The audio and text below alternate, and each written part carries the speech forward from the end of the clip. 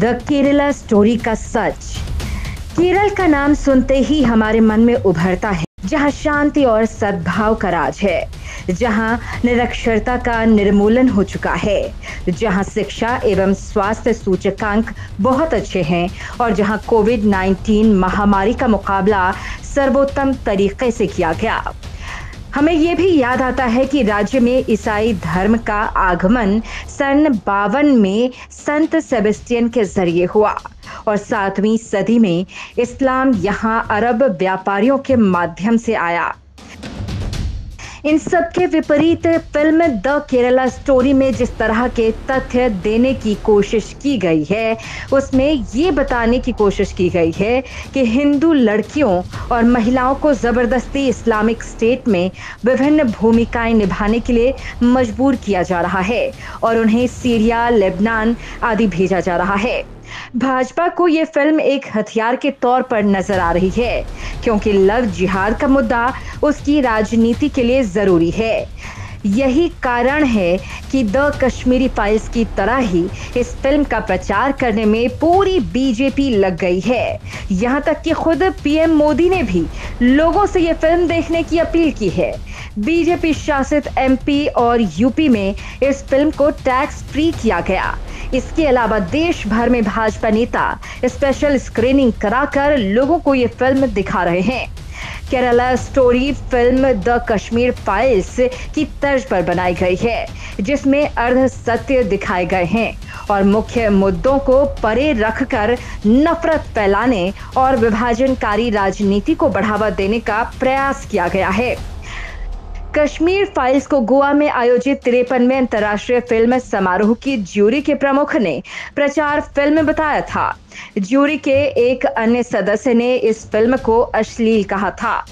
TKS 5 मई को release हो गई। फिल्म से इस बात का साफ संकेत मिलता है कि फिल्म में अर्ध सत्य दिखाए गए हैं और बिना पर्याप्त शोध के धर्म परिवर्तन, इस्लामिक स्टेट में लड़ाकों की भर्ती, इराक पर अमेरिका के हमले के बाद उभरे आतंकी संगठनों और पश्चिम एशिया के तेल उत्पादक इलाकों में रूस को पैर न जमाने देने के लिए अमेरिका द्वारा कट्टरपंथी इस्लामिक समूहों को प्रोत्साहन दिए जाने आदि मुद्दों को उठाया गया है। TKS में दावा किया गया है कि IS द्वारा 32,000 हिंदू लड़कियों का धर्म परिवर्तन कराया गया है।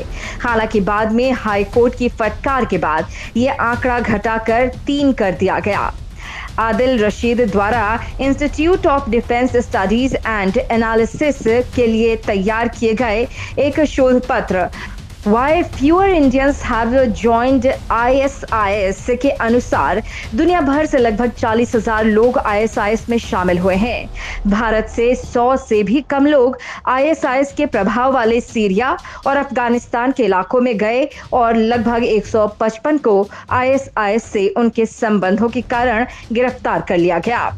वर्ल्ड पॉपुलेशन रिव्यू के दुनिया भर से ISIS में हुई भर्ती संबंधी आंकड़ों से पता चलता है कि जिन देशों से बड़ी संख्या में लोग ISIS में शामिल हुए वे हैं इराक, अफगानिस्तान, रूस, ट्यूनीशिया, जॉर्डन, सऊदी अरब, तुर्की और फ्रांस आदि।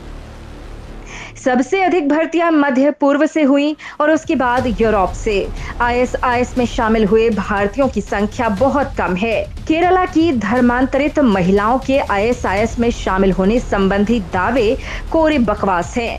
इस फिल्म के निर्माता अपने आप को सत्यवादी सिद्ध करने पर इस कदर आमादा हैं कि उन्होंने ये दावा किया है कि फिल्म एक सच्ची कहानी पर आधारित है।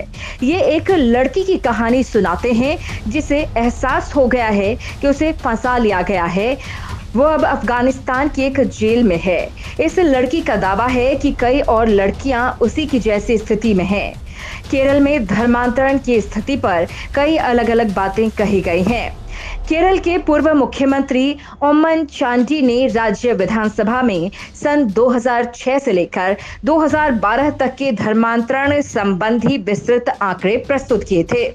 उन्होंने बताया था कि सन 2006 से लेकर 2012 तक कुल 7,713 व्यक्तियों ने धर्म परिवर्तन कर इस्लाम ग्रहण किया, जबकि 2,803 धर्म परिवर्तित कर हिंदू बन गए। ये दिलचस्प है कि उन्होंने कहा कि ईसाई धर्म ग्रहण करने वालों के संबंध में कोई आंकड़ा उपलब्ध नहीं है। उन्होंने कहा कि जिन लोगों ने 2009 से 12 के बीच इस्लाम अपनाया, उनमें से 2,667 युवा महिलाएं थी, जिनमें से 2,195 हिंदू और 492 ईसाई थीं। उन्होंने कहा कि किसी का भी जबरदस्ती धर्म परिवर्तन नहीं हुआ है। हम सब जानते हैं कि सांप्रदायिक ताकतों को अपनी जड़ें जमाने के लिए विघटनकारी और भावनात्मक मुद्दों की सख्त जरूरत होती है। अब चूंकि केरल में राम मंदिर और पवित्र गाय जैसे मुद्दों पर लोगों को भड़काना संभव नहीं था, इसलिए झूठ और अर्ध सत्यों को अनेक तरीकों से समाज में फैलाने में माहिर तंत्र ने लव जिहाद की काल्पनिक कथा गढ़ ली।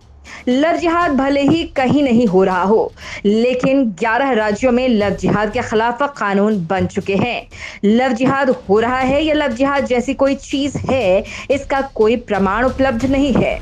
सूचना का अधिकार के तहत पूछे गए एक प्रश्न के 11 नवंबर 2020 को दिए गए उत्तर में राष्ट्रीय महिला आयोग ने कहा कि वो लव जिहाद के संबंध में कोई आंकड़ा नहीं रखता। लव जिहाद से संबंधित शिकायतों की कोई अलग श्रेणी नहीं है और ऐसे कोई आंकड़े आयोग द्वारा संधारित नहीं किए जाते।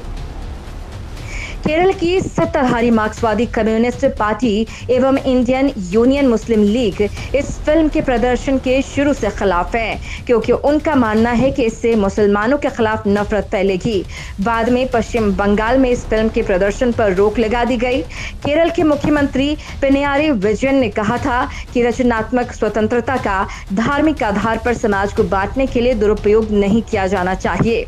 इस फिल्म के प्रदर्शन के खतरनाक नतीजों को भांपते हुए केरल से कांग्रेस सांसद शशि थरूर ने ट्वीट कर कहा है कि ऐसे व्यक्ति को 1 करोड़ रुपए का इनाम दिया जाएगा जो ये साबित कर सके कि 32,000 लड़कियां काल्पनिक लव जिहाद की शिकार हुई हैं। बहरहाल इस फिल्म के बहाने बीजेपी फिर एक नैरेटिव सेट करने की कोशिश कर रही है, जिस तरह कश्मीर फाइल्स के माध्यम से किया गया था।